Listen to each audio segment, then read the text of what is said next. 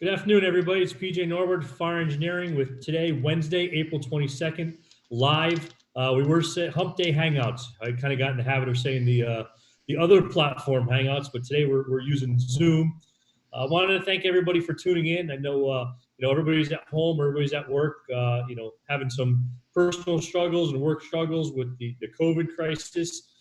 As Frank Ricci and I made sure that we made a point last month, 4 weeks ago, to identify that a lot of us are going through these troubling times. We also did not want to lose focus of one of our core missions in the fire service. So we are not going to be focusing on the COVID event today, even though our thoughts and our prayers are with all of your families, your friends, and your coworkers. We hope that everybody is safe. And one of our guests today, I know he has Frank Viscuso, a very personal connection to a good friend of his that's impacted with COVID. So our thoughts and prayers are Frank, with you and your buddy. But today we want to, pay homage to those individuals and think about them and all our healthcare workers across the country and all those store workers and all those other essential workers that are working hard for all of us and our families. But we're going to focus today on the fire service and building teams. So we brought in some what I call some experts in that. So I think Frank Ricci and I are going to kind of just lurk in the shadows today. We have Bobby Halton, we have Adam Hansen, and we have Frank Viscuso, three excellent contributors to the fire service that we all know. We have Adam in Connecticut. We have Frank Viscuso in Jersey, who dodged almost a tornado yesterday. He's had his hand full. And of course, we have Chief Halton, at least up on my screen, up in the top left in Oklahoma. And Frank and I are in Connecticut. So I want to kick it off by thanking everybody for joining us today. I want to bring in Frank, because I'm going to toss it right to him, and then he could go around the room and we can start talking about building teams. Frank, nice seeing you again. So I don't know if you mean me or Frank Ricci. Oh, well, we'll go to Frank Ricci and let him start off, and he can kick it to Chief Long. Sorry, the subject of the investigation, Ricci.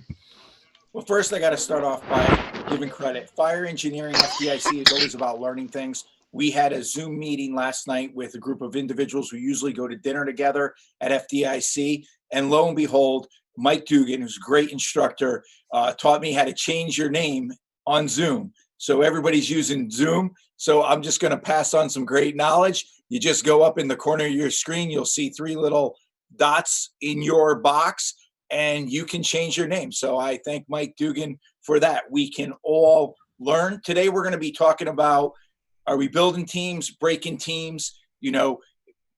Fighting fire and going to emergency calls is only probably about 10% of what we do. It's the day-to-day operations. It's the day-to-day of living with each other that really makes that team. So it's the 90% of the time that really determines how individuals are going to behave that 10% of the time. So with no further ado, I think we'll start off with Frank Viscuso and start talking about teams and pass it right to Bobby Halton. And PJ is going to moderate this one because he's been kind of the lead of putting this together. So I know he tried to pawn it off, but it's not going to work. Go ahead.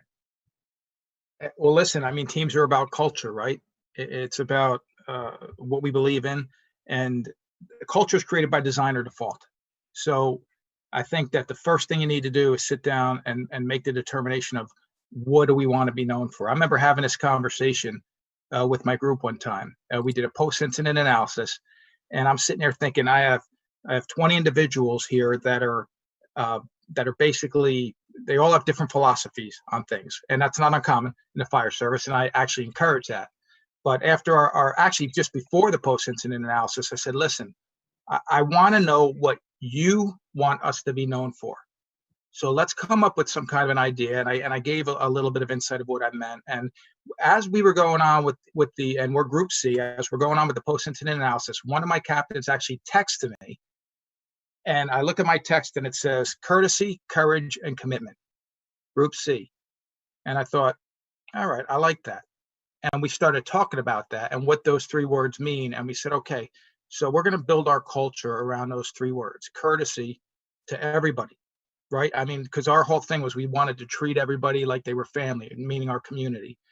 Courage, and not just courage because we run in when everybody runs out, but I'm even talking about courageous communication, which is what we need more of today. The hard conversations. If you disagree with somebody, if you think we're going in the wrong direction, you have to be willing to open up your mouth and say, that you disagree with somebody, but hopefully you work for someone that's not going to hold that against you. We need to get into that conversation during this as well, right? Leaders have to be humble enough to know that they may not know it all. But commitment, meaning commitment to each other, and again, to our community and to our organization. And those three things, I feel, is a good foundation, or it was for us, to now start setting our expectations, which to me is ultimately the biggest thing. If you're a team, you exist for a reason, right? What is the reason you exist for? Is it to solve problems? Well, that's what I believe the fire service exists for. We just had a tornado, missed me by 2 blocks. If you drove, about a mile and about a square mile, a little bit more than that, massive trees knocked into houses. I don't think anybody lost their house that I know of, but I drove around the community.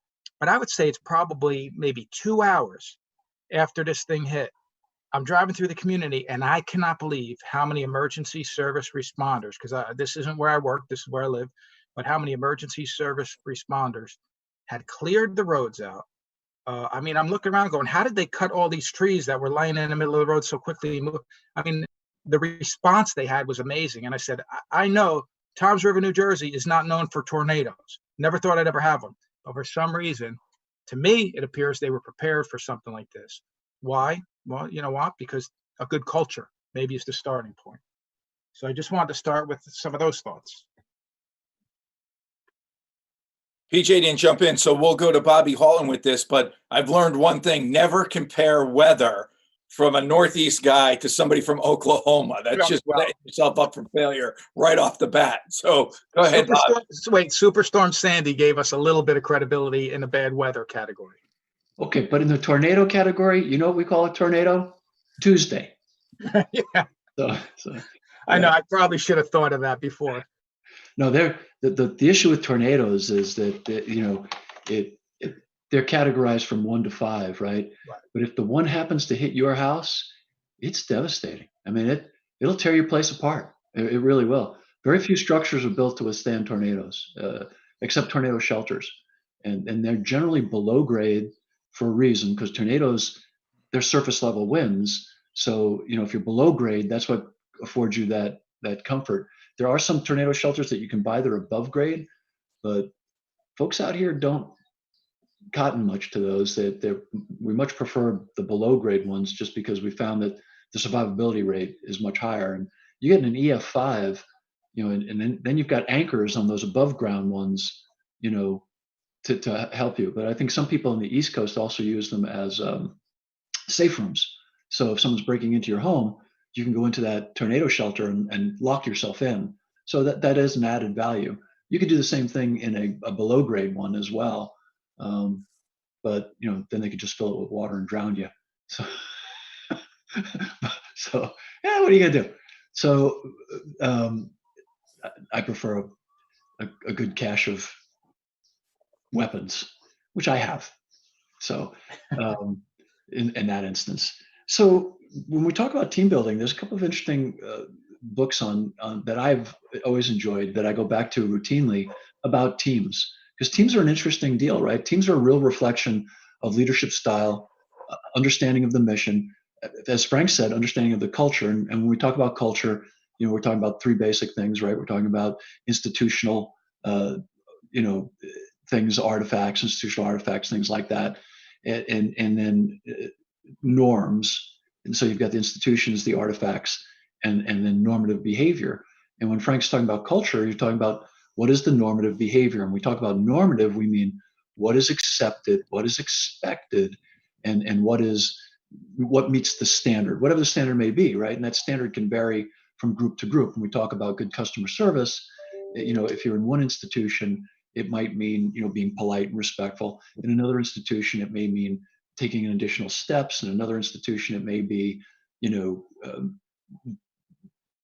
exhibiting different behaviors, because remember, not every culture wants you to look them in the eye, and not every culture wants you to be aggressively interested in trying to solve their problems.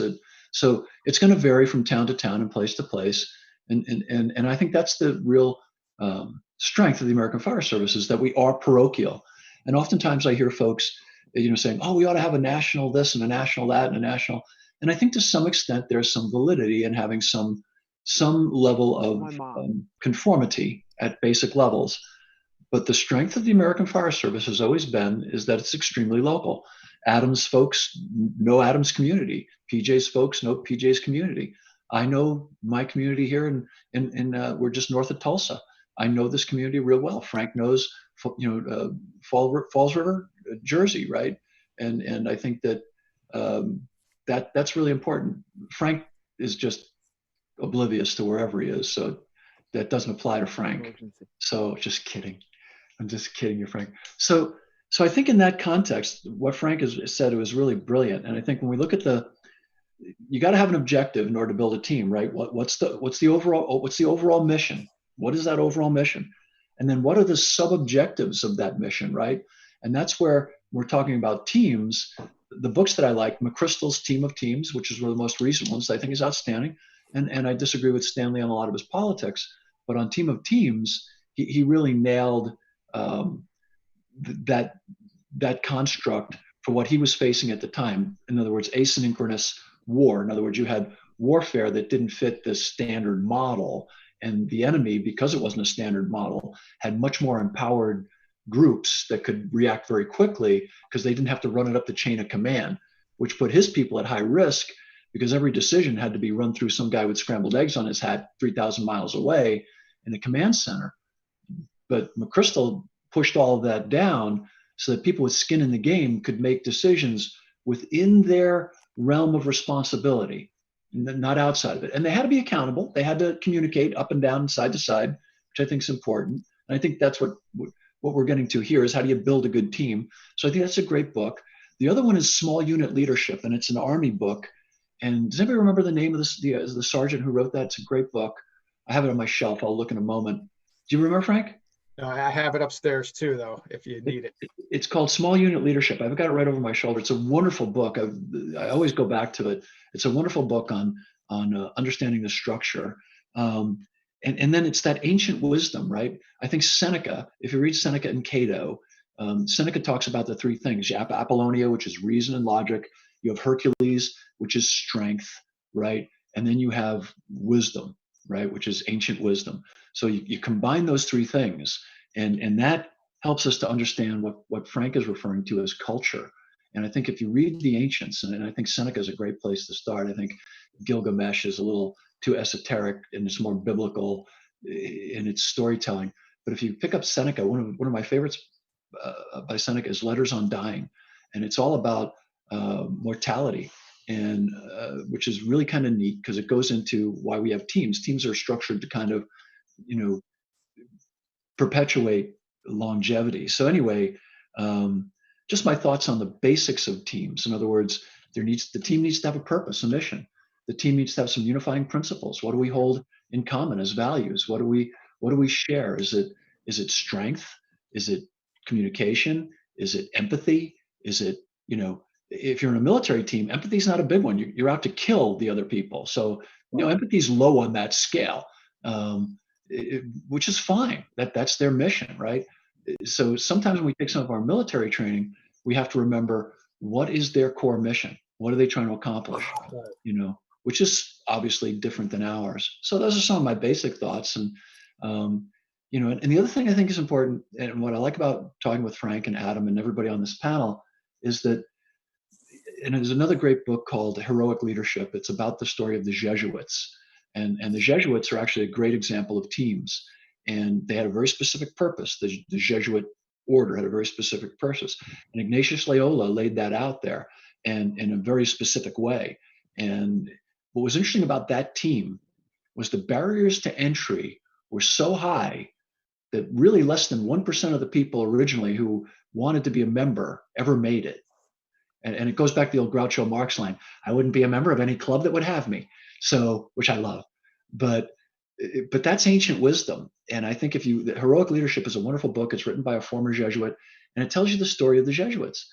But it also teaches you a lot about teams. What are people willing to sacrifice to be a member of that team? How much effort are they willing to put in? And the higher you raise that bar, the stronger the team.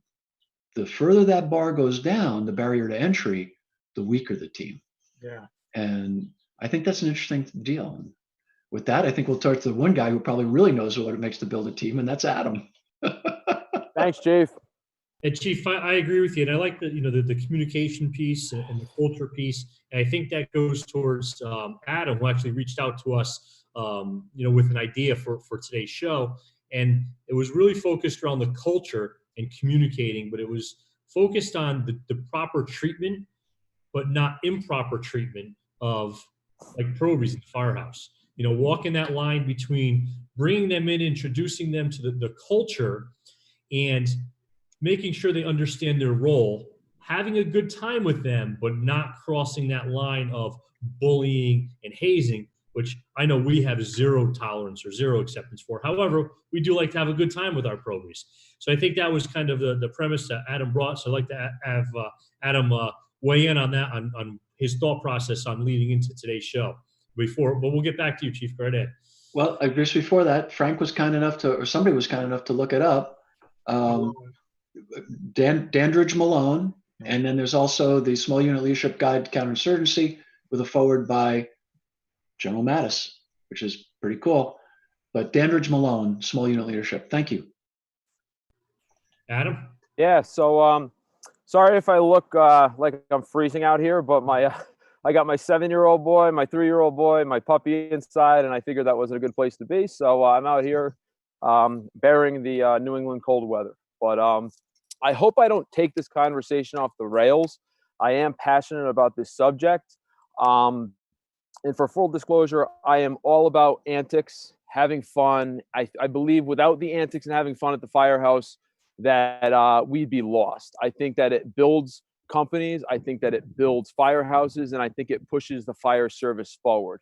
I think back to when I was a little kid with my mother, my sister, my father, who just yesterday was 2 years. He passed away from Lou Gehrig's disease, ALS. So I'd like to give him a shout out. But we had the joking going on, and it was fun, and it brought our family together. Fast forward to 2020, and I have my wife, Lori, Adam, Luke, and it's nonstop antics inside the house. And I think there is definitely a parallel line to be drawn to the fire service, okay? When I'm riding in for a tour at work, besides thinking about operations, thinking about fires that we may go to, extrications up on 95, training the new guys, going through reports, everything that we're responsible for all day, I'm thinking about what type of antics there's going to be at the firehouse. Who's going to be the one to kind of be the target for the day? Who's going to say something that comes out so incredibly wrong that we're going to ride them for the next day, week, month, maybe? But again, that's all good, strong, fundamental stuff that we need at the firehouse. I was listening to a podcast or some type of show a few months back, and I heard Chief Avillo say something to the effect of that there's a lot of people creating classes out there about PTSD this, PTSD that, and that we're not looking at our own firehouses and our own members that we might be having catastrophic implications on, okay? When it comes to peer support, I think that we do a fantastic job when we're looking out for, let's say, what I want to call the bad calls. Okay, fatal fires, you have someone that, a young kid that dies on you on a call, maybe somebody jumps in front of a train. Those calls, I believe we can all agree on the show, are calls that we carry with us for the rest of our careers, and we're probably not going to shake. We look out for the guys and the girls with that. So we try to lift them up, and we've even graduated to looking out for if people aren't acting correctly. Maybe they're having financial problems. Maybe they're having problems with their spouse at home, with a sick kid. And I think we do a good job with peer support when it comes to that. But where it takes a sharp turn is when we don't look out for the quality of our own members inside the firehouse. And I'm going to give you an example. A good friend of mine, which I'm not going to name who it is, his department had a fire. It got videotaped. It got thrown on the web somewhere. And there were some questionable tactics that went on, but it found its way to a site somewhere where basically their pure purpose is making fun of people at fires, coming down, oh, they should have done this tactic, they should have done that. And it's basically ridiculing people. I felt horrible for my friend that he had to go through this. And I just feel that we as a fire service are better than this. You know, if we that small fun, that tit for tat back and forth, that's fine. But when you start posting things and you start making comments about people and how they mess up on fires, we all mess up. I've messed up so many times in my career that I don't want to admit how many times. But the difference is the times I've messed up, it hasn't gotten caught on film, thank God, and it hasn't been posted on the internet. We all think we're better than we are. I don't care if you work in the busiest urban environment and you go to 3 fires a day, we all mess up. And it made me think of this too, where I remember not so long ago where we used to look for YouTube videos of fires where things went wrong. And we used to sit around with our companies and talk about how could we not repeat the same mistakes as to what we're watching on the YouTube channel or whatever. And there's 2 videos, which I'm sure all of you on the show today are very familiar with. I can think of one where there's 2 guys going up a ladder. It's the dead of winter. They're fighting a fire in a McMansion type house, and very icy, very snowy. And the butt of the ladder slips out from underneath them. They go falling probably 13, 14 feet to the ground. Chainsaw goes flying up in the air, and it almost lands on one of the guys, killing them. We've seen that whether sitting in classes or teaching classes. And I think the overall reaction in the classes, oh my God, I'm so glad that's never happened to me. I feel bad for those guys. Or the one where you have, I think they're doing kind of like a public safety day, and they're burning down an old shed or something. And the 2 guys are on the line. They go into the fire without opening up the bail, and their guys have to pull them out. They have to take their own hose line and extinguish the fire on their PPE. And I never, ever, ever remember coming down on them and saying, what a bunch of idiots, what's wrong with them? Was that the finest hour in the fire service? Probably not. But we sat there, we learned from it, and we made sure that we didn't make that mistake ourselves, hopefully. Now, I just want to mention one other thing that I saw, which made me sick to my stomach, where I don't really engage too much on the social media, the tit for tat, the back and forth. But I heard my crew talking about one of these sites where they like to make fun of people.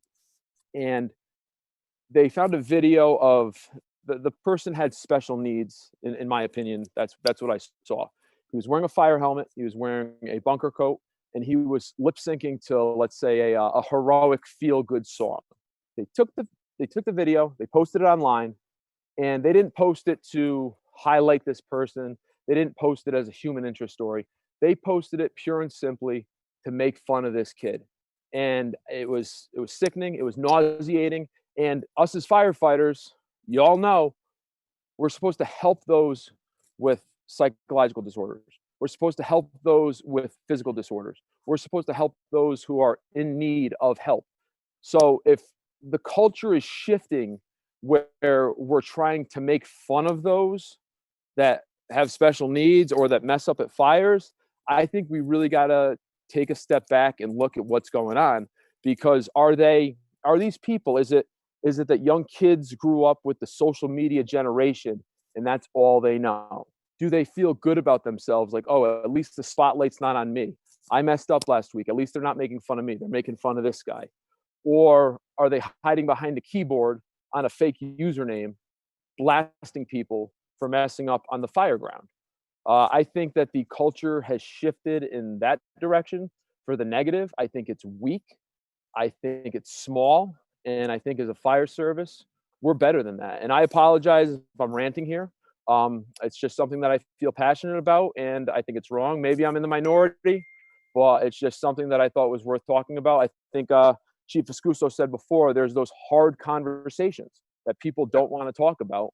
And in my mind, I think that's one of those conversations. You know, Adam, I'll jump in here, and I agree with everything that you said. I'm with you, and I agree with it, and it's uncalled for. But also, I look at some of those issues fall back on us, the leaders in the fire service. If we're not bringing our probies and our recruits in on day one and having that communication, laying out the expectations of them, of their behavior, of their activity, on duty and off duty, we're to blame. Right? A new kid come through the door, 18, 19 years old, he may not have had those expectations lined up for him growing up. You need to line that up for him or her on day one when they enter recruit school. And I'm going to throw it here to Frank Viscuso, because I think today's officers, right, Frank, what do they need to do? They need to step up and lead here and put those expectations out to their members. Yeah, well, listen, first of all, Adam, I appreciate everything you just said. And, we talk about the keyboard commanders, right? And I remember, I'll just say this about it. Nobody is an expert at fighting the fires that they weren't at. And we do need to be better than this. And it's frustrating for me. I remember seeing a very good friend of mine from a very busy department was trying to force entry of a structure, steel bars on the windows and everything. He doesn't have a Scott pack on, fires ripping out of several windows, and he gets beat up on social media. I mean, beat up on social media. Look at this idiot, and everything. And I'm watching this happen, and I don't want to say who the guy was. It's his story to tell, but I will tell you this part. That building probably saw more fire than the people that were commenting about the building. But what they didn't know, we don't want to call that individual out. Just give us their last name. Well, listen, I just want to tell you that what they didn't know was that day there was somebody walking around that community lighting vacant buildings on fire for probably about 15 hours. And they fought about 20 structure fires. They had no air left. So there's no use to even put the tank on, So you don't know the full story, the keyboard commanders. But we need to stop criticizing our brothers and sisters on social media. Adam, I did exactly what you did, where I would see a video, I would bring it into work, I would show the firefighters I work with the video and say, look, we need to make sure this doesn't happen here. But we kept it in-house. There was no bashing. There was no look at this idiot. There was nothing except how can we learn from it? When it comes, think about this, when it comes to empathy, teamwork, camaraderie, compassion, the men and women of the fire service have really set the bar for most of society. And I feel like we're in danger of this being a generation that maybe destroys that. And I shouldn't say destroys it, but is making that questionable. And maybe it is because of social media. And maybe it is because it's easy to sit in the basement of your parents' house and type on how you would have done it better. But at the end of the day, that's not what we're all about, and we shouldn't be doing it. And I mean, I have some friends that are professional athletes. I talk about this a lot. They're professional athletes. One was a world champion UFC fighter and is still a top 3 ranked fighter in the world. By the way, his house yesterday got hit with that small tornado, by the way, Bobby. But he's okay. But on social media, I see he'll post a picture of his family, and I'll look at the comments, and a few people are saying, hey, your family looks great, champ, this and that. And then there's people saying you should retire, you're done. He was done 10 years ago. And then they just start bashing. I just spoke to him last week and said, how do you deal with all those negative comments? He said, it used to bother me. He said, now I just tune it out. It's just background noise. It's background noise. Think about it. We're at a structure fire. I'm taking command of a building. I got an engine and pump gear behind me. I got some background noise. Got to tune it out and focus on what we need to focus on. That's one. But the second part is what you're talking about. It needs to stop. You see that cross that we wear on our chest. We know the history and the traditions behind that. We know what it means, but the public doesn't. What the public sees is that means firefighter. And everything you do represents what the fire service is all about. So when people in our industry go on social media and bash other people in our industry, what is that saying? I mean, especially in an industry, or I'm sorry, in a society today that is hurting for role models. We need to be the ones to step up and still continue to set that example for the rest of the society to say, we're here. We'll be that example if you need us to be. And it's not what we're asking for.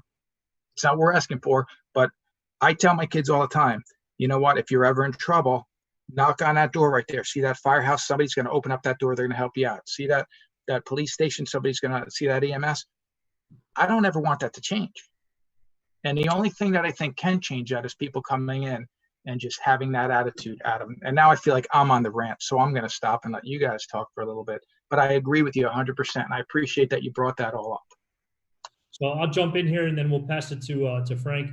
And I'm going to hit something quick that maybe some of you are thinking of, or some of those watching us live today, is because it's not a secret that I run a Facebook page that focuses on bringing video education to the fire service, bringing videos to Facebook and to many other social media platforms to highlight what departments have done and trying to predict and look at what happened so we could predict those events on our fire ground.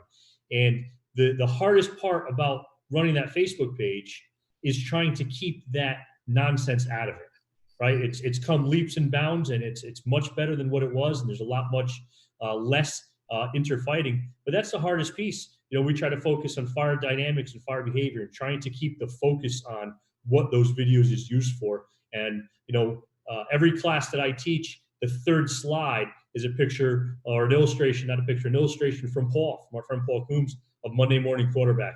And that's the third thing that I talk about in every class that I teach, because as we show videos, we're seeing that one perspective, that 10 seconds, 15 seconds, that 1 minute in time. We're not hearing radio traffic. We're not seeing anything else. We're not seeing, like Frank, you just mentioned, those 15 other fires that those companies just went to. Yeah.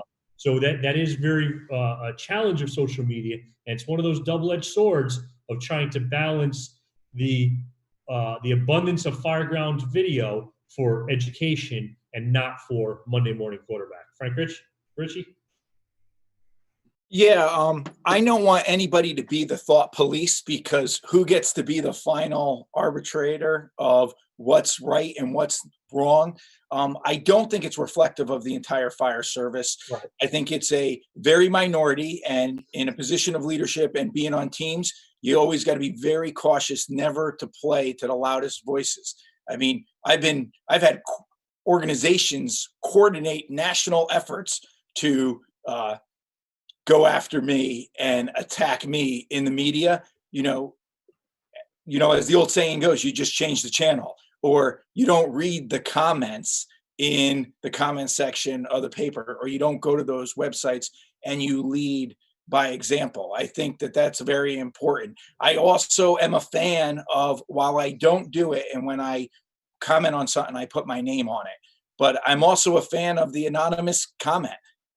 Our founding was based on the anonymous comment, and I don't want anybody to be the police of what could be brought out and what can't be brought out. I think that if, kind of like the Fireman's Journal, fire engineering, Bobby Halton has been a tremendous leader on this, is that he will put up both views. And yes, we're always going to have the childish stuff, and we need to work to, within our teams, to say that that's not acceptable in our team, but you're never going to shout it out.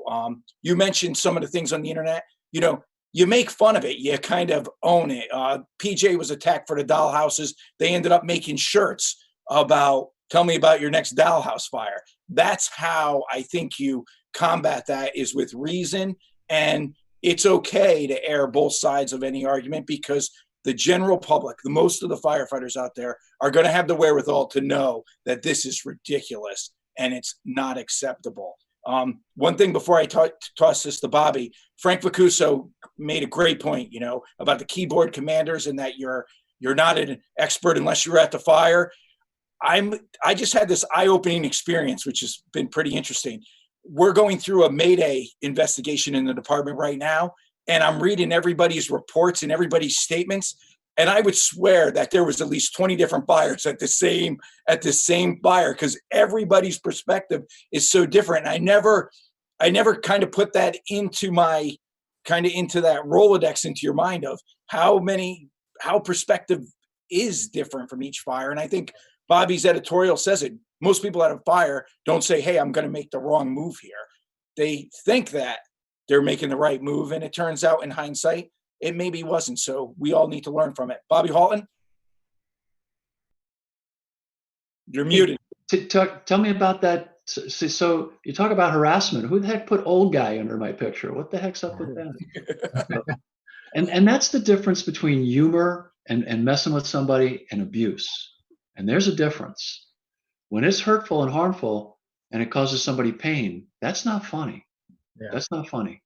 And so a couple of things. I'm going to go into my ombudsman role just because I'm an old dude and it's easier than having an original thought. So I'll just comment on what everybody else commented on. And just like old George Washington, you'll excuse me, but my eyes have grown weary in the service to the fire service.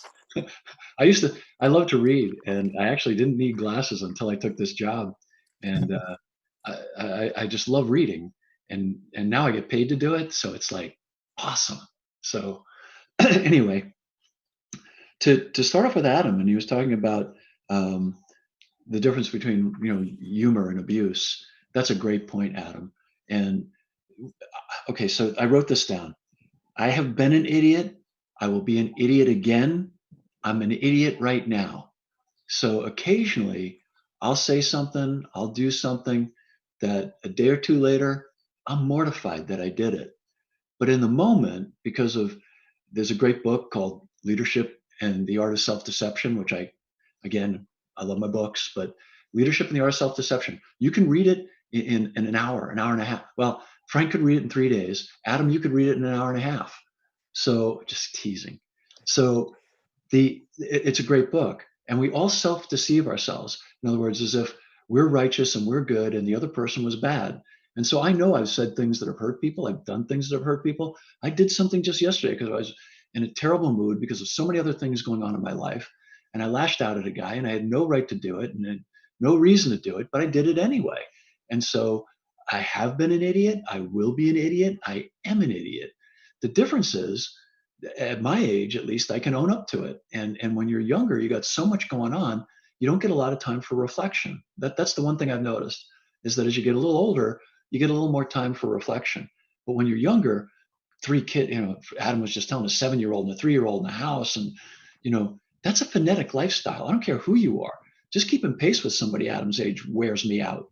So to that point, a good boss will say, hey, I know you didn't mean to hurt him, but you hurt him. And there are sites where firefighters participate in just blatantly, terribly cruel behavior. And I can't explain it. And I don't condone it. And I think we'll look back in time and people will feel bad about it. Also, if you want to send us a message or a note, #FETalk. I am checking it on my device, #FETalk. And Sonny just said, one of the biggest lessons in growing up and getting to become an adult is you learn how to laugh at yourself. And luckily I've lived long enough to find out what a fool I really am and how little I know. So it's really fun to admit publicly to millions of people, I'm an idiot, and I'll always be an idiot, and I'll always disappoint you. And I hope you understand that and forgive me in advance. So to your point about social media, which I think is really fascinating, and good old Twitter, Pew Research did a great study. Twitter's not the real world. 80% of the Twitter content is made by 20% of the people, and they profile them. It's generally women, no disrespect. They're generally very liberal, but they think women have had a bad deal, black people have had a bad deal, the world's tilted against them. They're very politically active.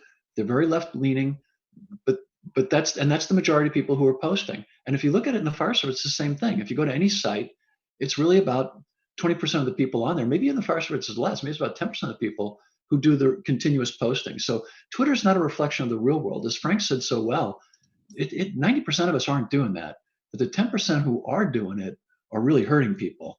And then, so it's not just social media though, guys.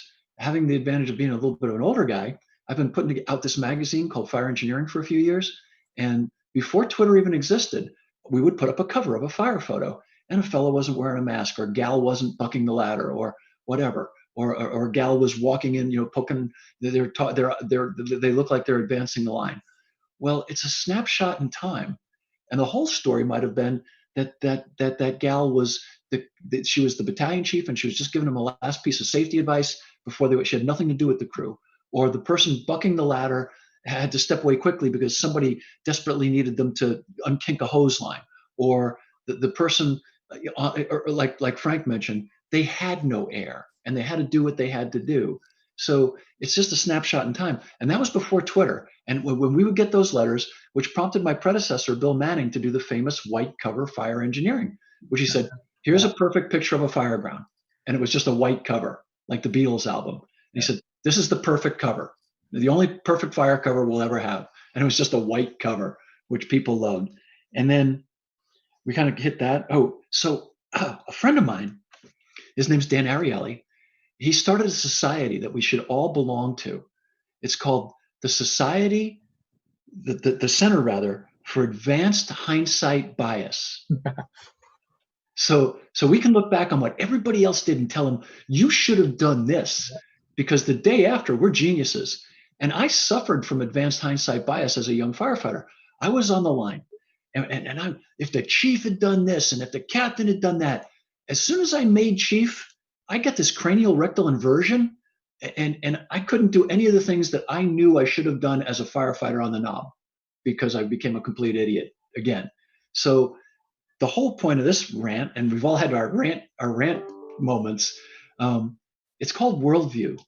And your worldview is tainted by your education, your training, what's going on in your life right now. 2 kids, a chief in a very busy department, a gentleman running a union and staying connected. All of that taints how we see the world. And we were talking earlier, one of my favorite quotes is from Thomas Jefferson. And Thomas Jefferson once said, a man's religion, politics, or ideology is no reason for me not to be his friend. And that's true. And it's hard to get past. I mean, sometimes people believe stuff that is so different than your worldview that you think they're just nuts. And then to the final thing that came up, and this is not to be mean in any way, we throw terms around today with reckless abandon, like culture, without defining it, like all kinds of things. But post-traumatic stress is one of those things, and mental illness is one of those things. And to all of those out there who are listening, who are living with someone who really has a mental illness issue, my heart's breaking for you, because it's probably one of the most difficult things in the world to go through. And PTSD, when it's diagnosed as a condition, means that there have been brain changes to that individual, which are going to take years, decades, maybe never resolve. And then there's levels of anxiety and reactions to trauma that don't reach the level of PTSD, but a lot of people commonly refer to them as PTSD. And PTSD is a diagnosed medical condition that is devastating, just devastating. And so I think we have to be so careful with our words these days, because if you know one of those people or you're living with one of those people,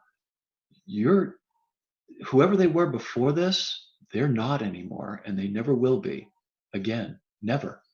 And it's pain that's so unimaginable, it's hard to describe. Some people say it's worse than dying. It's interesting. And so, not to diminish people going through emotional trauma, not at all. But that's the pinnacle of emotional trauma. And it's terrifying. It's just terrifying. It's like ALS. It's like the medical mental condition equivalent to ALS. Everything they had and owned before, they've lost and will never get it back. And who they were before is lost. So great conversation about leadership. And if you're going to lead, if you truly decide you want to put bars on your collar, and you truly decide into I forget the author's name, but Heroic Leadership. I hope people can Google it. The Jesuit priest, I apologize, former Jesuit priest, I forgot, and then became a trader on Wall Street, which is fascinating. But anyway, worldview is so important to keep in mind all the time, and abuse is really amazing, and I hope at some point in time we get past that as a culture. But the final point was, we're just mimicking what we're seeing on television and in media. If you turn on Saturday Night Live or any one of the popular, they're just tearing other people apart. Very few comedians come out like Jay Leno anymore and say, well, you're not going to believe the goofy thing I did yesterday, or you know what I mean, or Johnny Carson. You know how hot it was in Burbank yesterday? How hot was it? I mean, those, that's lost. Now it's, well, P.J. Norwood, he's so morally corrupt that, he thinks a bald head means that he's a genius because his brain can expand more. Whatever the mean nonsense they're saying about whoever they're saying it about. So being an abusive creep has become a comedy form. And the creepier you are and the more abusive you are, the more popular you seem to become. And it doesn't mean you can't poke good fun at somebody. Look at some of the old roasts, where the guy's sitting right there and they're goofing with them. But those people aren't goofing. they're trying to hurt the people they're talking about. And that's the difference that Adam was pointing out. When you're trying to hurt somebody, that's not funny. And you're right. Great points. And, we've covered a lot of ground already. And I'm going to go over to Frank Viscuso because we wanted to talk about, we've kind of highlighted some of the problems and, reasons that we're at this point. I want to spend like the last 15 or 20 minutes on let's talking about how we can fix this, how each one of us can contribute to fixing this problem or identifying this problem. And it comes down to communication. So let's go to Frank Viscuso and talk about building that team, right? Bringing those probies into the firehouse, or as a new company officer, addressing your crew. How can we begin addressing this problem locally, right? We can't do this up here. If we can each start locally, we can start making a difference in our own firehouses. I think we can bridge the conversation between what Chief Hall was just saying and what you just asked pretty well, because what he's talking about is, I don't even want to sit down with my kids, who my two youngest are still young. They're both, under the age of 11, but I don't even want to sit down with them to watch a political debate because of that exact reason, because all they're doing is smearing each other, and watch it. I mean, when you watch on social media, when there is an election coming up, nobody posts positive things about their candidate. They post negative things about the opposing candidate and tell everybody that's voting for that person that they're an idiot. So instead of trying to influence somebody and communicate, what they try to do is discredit the other person. It's easier to try to discredit this. So let me find an article and post that. And that has become part of this culture now too. So here's what I think we need to do to fix it. Number one, first of all, take the high road. Don't sign up for that course. Be a person that's trying to make your team better. If you think that just having something on your collar makes you a leader, you're mistaken. That gives you a platform, that gives you a position, but now what are you going to do with that? So here's three things. Number one, know who you are. Know who you are, what you stand for, right? Two, know what you want.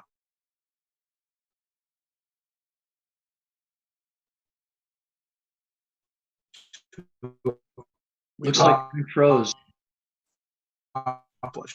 Learn how to articulate it. I'm sorry. Can you guys still hear me? Yeah. All right, because my connection just showed it was unstable. I apologize for that.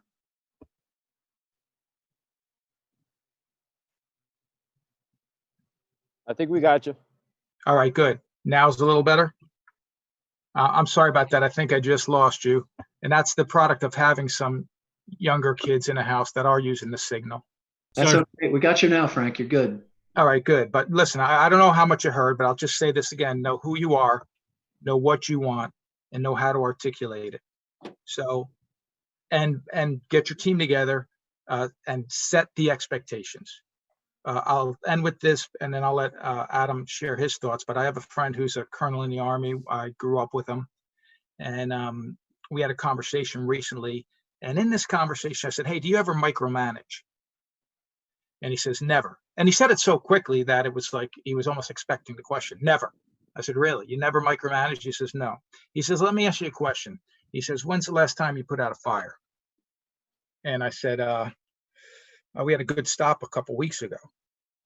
And he says, well, when's the last time you put out a fire? Now I'm thinking he doesn't understand our terminology. And he says, I said, a couple weeks ago. He goes, yeah, but when's the last time you put out a fire? Where were you when the fire went out? I said, at the command post. He goes, exactly. He said, it was a firefighter on the hose line that put the fire out, right? I said, yeah. He goes, yeah. He goes, so now, he goes, you know what my job is? I said, yeah, you're a colonel. And he works with our infantry. And he says, well, listen, I'm not going to sugarcoat you. This is my job. My job is to train people to kill or be killed. So how good would I be at my job if I did everything for them? So I want to allow them to go out there, train, prepare, make mistakes, and learn. I'm not here to judge them, to criticize them. I'm here to make them better. I'm going to correct them. But we're all part of one team. And if they fail, I fail. If I fail, our country's in jeopardy of failing. He goes, that's team. I exist to serve them. And after this conversation, I mean, and I felt I had a pretty good perspective of what leadership is all about, but I thought, you know what, he's bringing that to the next level, to, for me. And I thought this is something that I hope that everybody, and that's why I'm sharing with you. I hope that everybody can take this message and understand this. You see somebody doing something wrong, incorrect, you have an obligation to tell them it's wrong. You have an obligation to correct bad behavior, but there's a right way and a wrong way to do it. And the right way, and Bobby, you referred to this a little bit earlier, sit them down and just talk to them, educate them, prepare them, and move forward from there. And we have to remember this: we're all part of one team.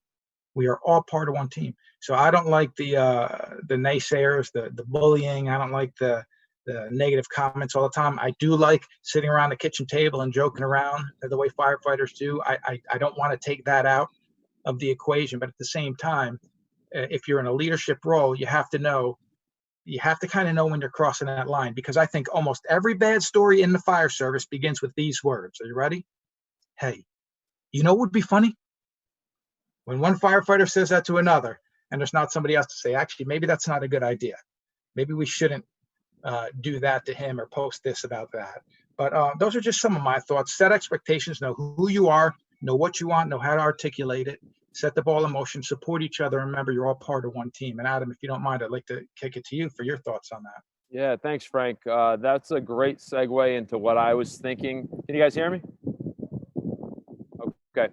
I think this is a very big problem, okay? And how do you devour a whale? One bite at a time, right? So I was at a kitchen table on an overtime shift a couple of weeks back, and everybody was doing this, scrolling through their phones, doing the whole move, and they were laughing at something that was on one of the social media sites.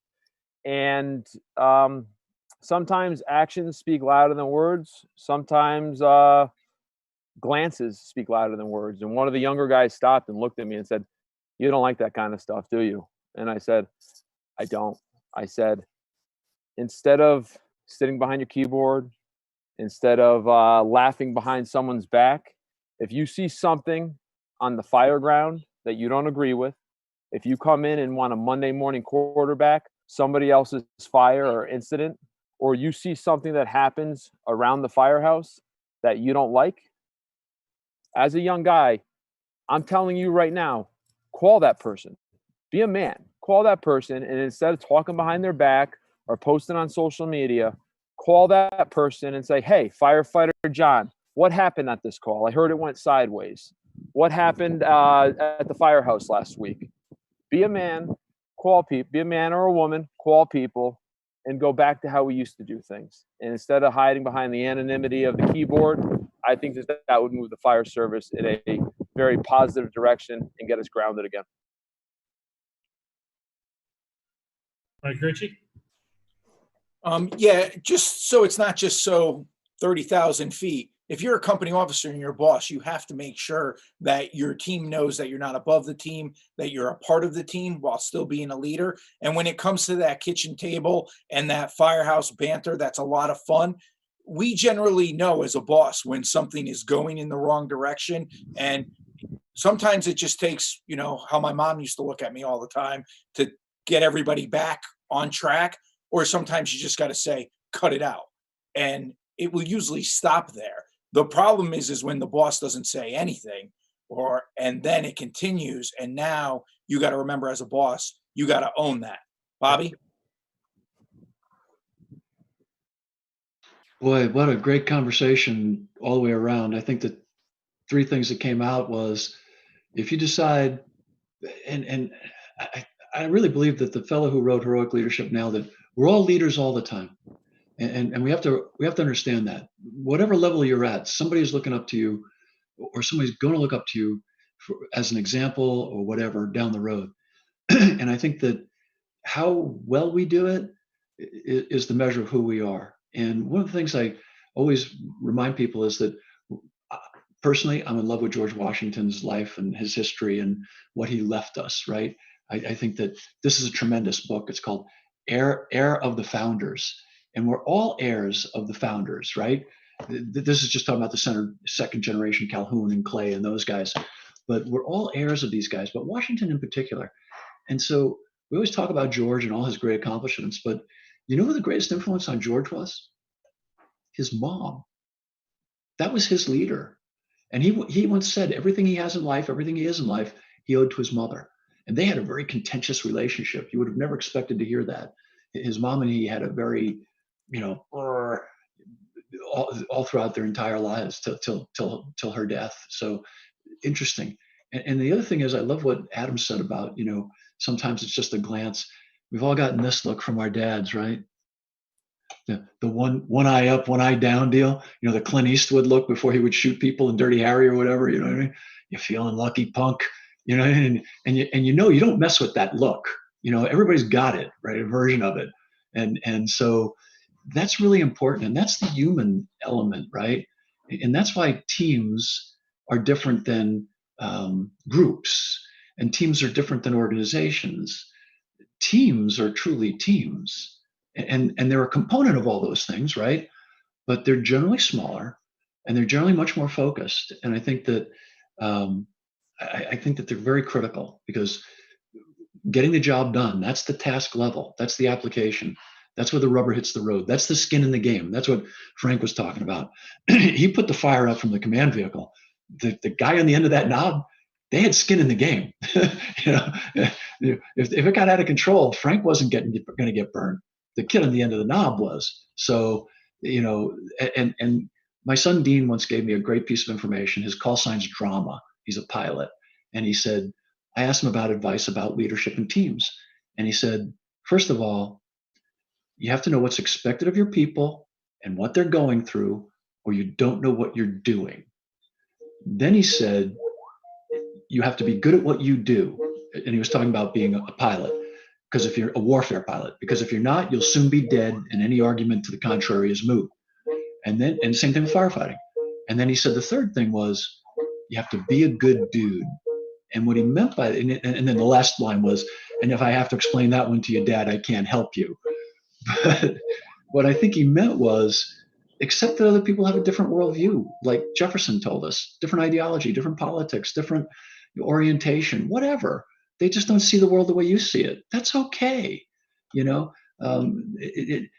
old ancient wisdom that our moms and dads taught us was, walk a mile in another man's shoes before you criticize them. That's harder to do than it sounds. It really is. And so when we look at these fires in hindsight, we know the ending. And that's why it's called hindsight bias. And so we create all these counterfactual storylines, like if they had done this, then this. Well, you're just making stuff up. You don't know if any of that would have worked any better either, because the fire is over and the results are what they are. And much like what we're going through now, people are going to say, if we had done this earlier, okay, well, we didn't. So, or if they had done this, then that. Okay, well, we didn't. It doesn't mean we shouldn't look at it for scenario planning and lessons learned and all that good stuff. But be careful about ascribing motive and blame, which is what people routinely do. They'd say, well, this is what he said, but what he meant was, oh, really? So you can see inside this person's heart and mind. No, either accept what they said or not. And that's on you, right? And so empathy is a big deal. And I think that we've all been going around it. And who is ringing? It was Bobby. Yes, it was Diane Rothschild trying to call me. Sorry, everybody. But she's my boss. And if anybody doesn't believe that, they're stupid. I just take the credit for everything. She does all the work. But finally, this was a great discussion. And this is a discussion that we should have constantly.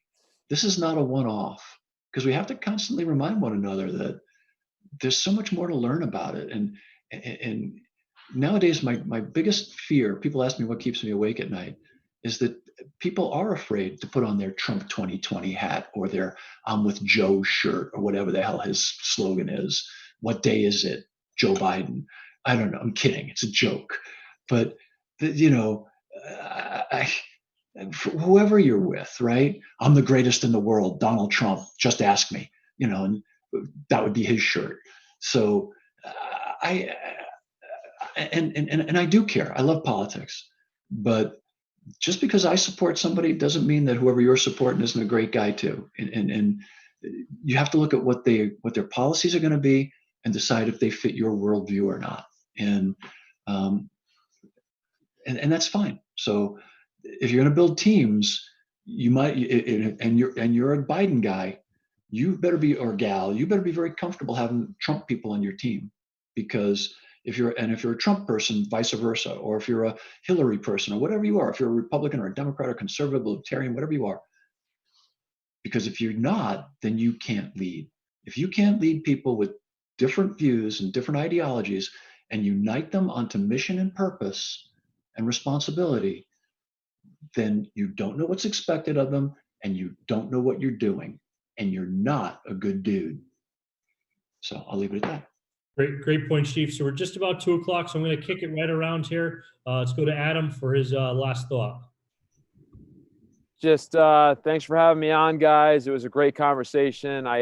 Sorry if I went on a rant earlier. Like I said, it's just something I feel very passionately about, and I was happy to hear your guys' views and the commentary back, and I thought it was a really productive, good discussion, and a discussion that we kind of we need to keep having as we progress forward in the fire service. Keep it positive. Great points. Frank Viscuso? Yeah, thank you for having me on. It was great. And Adam, I think you opened up a door that needed to be opened. And Chief Halton talked about these words here, but empathy and respect. I can disagree with anybody and work with them, because I do try to practice empathy in my life. And empathy is different than sympathy. Sympathy is I feel sorry for you. Empathy is I'm trying to see it from your perspective. And so I do try to see things through another person's perspective. But respect is really where, to me, it's the ultimate way to resolve conflict. If we disagree with each other, that's fine, but I respect your point of view. And if you could respect my point of view, let's just focus on the task and the mission at hand. And all that, let Fox and MSNBC fight it out. I don't have time or desire. And quite honestly, life's too short. So let's just focus on what we need to do and provide the best service possible. And that's why we exist. Again, why do we exist? To solve problems. We can't solve problems out there if we can't figure out how to solve problems within our own fire station. So back to you, PJ. Thank you for having me on. Thank you, Frank. Frank Ricci? One thing I want to say, there's one other thing that divides us a lot of times that isn't politics, and I call it mutual jealousy. So when I came to New Haven, I had a party at my house, and I noticed that all of these really good guys had their own little group, and it really blew my mind, because every fire department out there has, just like in society, those who are really gung-ho about the job and those who aren't. But yet we find that the guys and girls that are really gung-ho about the job, sometimes there's that mutual jealousy. And I try to tell the recruits when they come in the fire service something very simple. Hey, if the person that somebody is talking about, if that person would make their husband or wife a widow and their kids parentless for you when you do something dumb, that's the person that I want to be with. And I can get past all of their politics and all the other stuff that I disagree with. There's a lot of mutual jealousy. We need to learn, hey, we can all learn from each other. Let's start talking to each other and let's evaluate what really matters. When I do something dumb, is that person going to come get me? PJ or Bobby? No, so I'll finish off, and I'm going to kick it to Chief Walton, because as everybody here knows, we should all not be at home today. We should all be in Indianapolis celebrating the best fire service event in the country each and every year. Because of circumstances beyond all of our control, we're not there.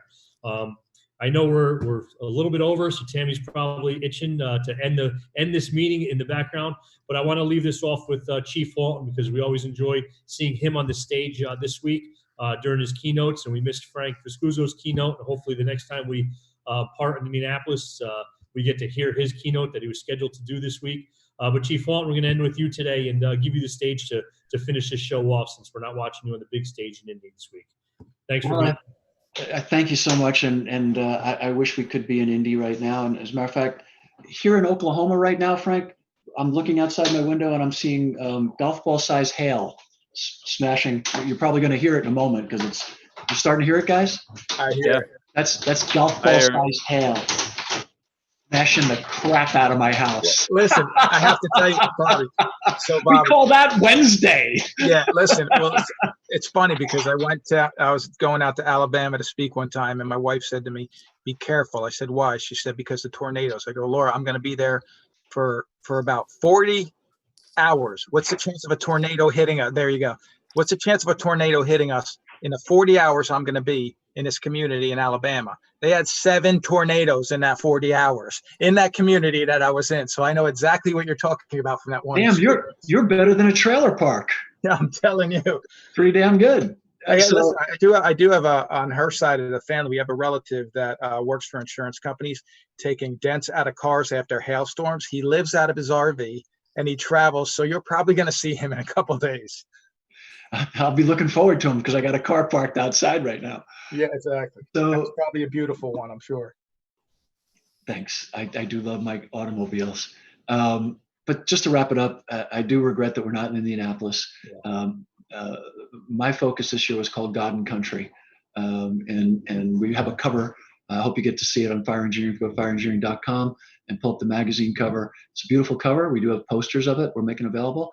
And my boss, Eric Schlett, has said that he's going to have T-shirts made up if people would like it. It's a beautiful cover. 3 firefighters from Chicago. One of them's having a struggle, and the other 2 are helping him get out. Get down the street anyway. And it kind of capsulized why we do what we do.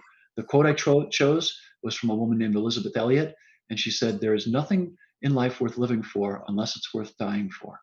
And I think that summarizes, and that picture encapsulates exactly what the American Fire Service stands for, embraces, and loves, and that's God and country. And in God, in my speech, I explained that I'm not talking about Jesus or Allah or Buddha or any one individual ideology. The idea that we're all connected by some kind of higher power, by some kind of mystic energy, by whatever you want to call it, but some semblance of humility, that there is something greater than what we can accomplish. And there's always going to be mysteries, And I think that's, if you take God that way, for me, it's the Christian God, it's Jesus, but it doesn't have to be for everyone, right? It's whatever your encapsulation of the greatest good is. And country isn't just America. Country is all of us together, all the people, all our ancestors, our forefathers buried in this earth, our cities, our communities, our beliefs, our disagreements, our crazy uncles in the basement. All of that is our country. And we love all of it.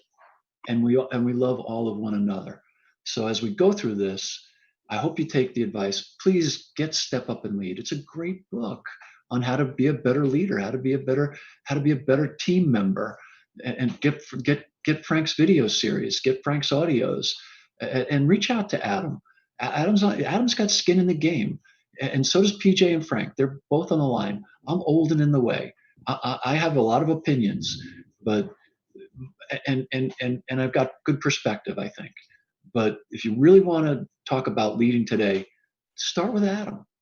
Start with the guy who's closest to the action, and honest to God, within 10 or 15 years, he'll be sitting where Frank or me or PJ are, and passing the baton to the next guy, the next Adam, and there will be another Adam, and that's a beautiful thing. So I'll leave with that. I think we're in great hands. I think our country is on its way to healing. I think the healing is going to be much more rapid than the injury. It's just my opinion, but I've never been, well, I was wrong. I thought I was wrong once, but I was wrong. So I'm looking forward to not being wrong again. And I love you all, and goodbye. Thanks, Chief. Thank you very much. Have a great day, everybody.